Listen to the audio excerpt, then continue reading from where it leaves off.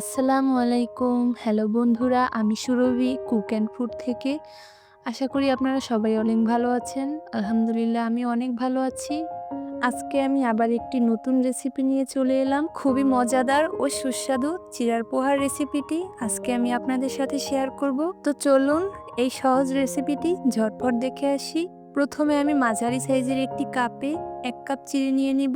আপনারা চাইলে এখানে মোটা চিড়া, শুকনা চিড়া, লাল চিড়া সব রকমের চিড়া অ্যাড করতে পারেন।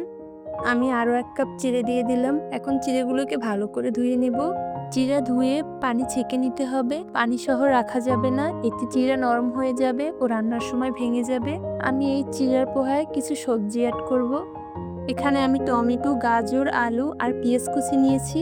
আলুগুলোকে আমি আগে থেকেই সিদ্ধ করে রেখেছি আর আলুগুলো খুব ছোট ছোট, তাই কাটার আর প্রয়োজন হয়নি। এখানে আমি 2টা ডিম ফেটে নিলাম। ডিম দুটোকে ভালো করে ফেটে নিব। চুলায় একটি প্যান নিয়ে নিলাম। প্যানে পরিমাণ মতো তেল দিয়ে দিলাম। এরপর ফেটিয়ে নেওয়া ডিম দিয়ে দিলাম। ফেটে নেওয়া ডিম ঝুরি ঝুরি করে ভেজে তুলে রাখতে হবে। এখন প্যানে যে তেল আছে ওই প্যানের ভিতরেই আমি পেঁয়াজ কুচি দিয়ে দিলাম। পেঁয়াজ কুচিটাকে একটু ভেজে নেব। ভেজে নেওয়া হয়ে গেছে। এখন আমি গাজর কুচি দিয়ে দিলাম, টমেটো কুচি, কাঁচামরিচ কুচি, আলুগুলো দিয়ে দিলাম। এখন ভালো করে ভেজে নিব।